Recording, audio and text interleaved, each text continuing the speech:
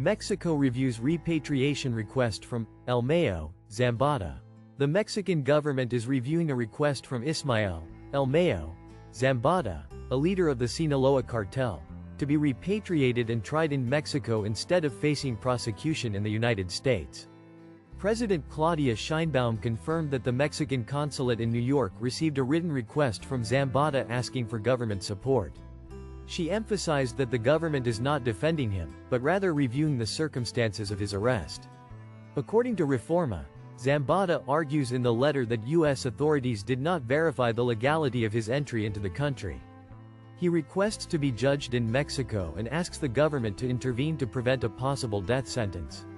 He also warns that failing to protect Mexican citizens' rights could harm bilateral relations.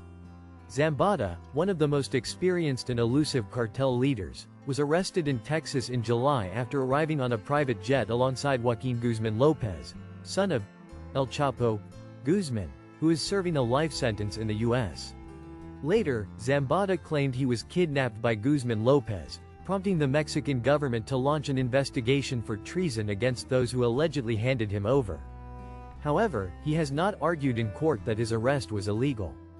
The U.S. accuses Zambada of conspiracy to manufacture and distribute fentanyl, among other charges. Prosecutors have mentioned ongoing plea deal negotiations with him.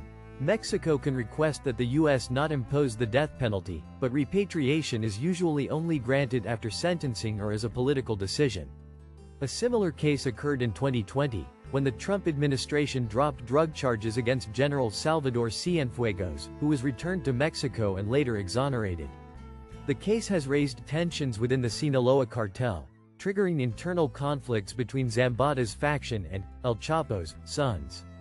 Meanwhile, Mexican prosecutors continue to investigate whether his arrest violated national sovereignty, as the law considers it treason to illegally detain a person in Mexico and hand them over to foreign authorities.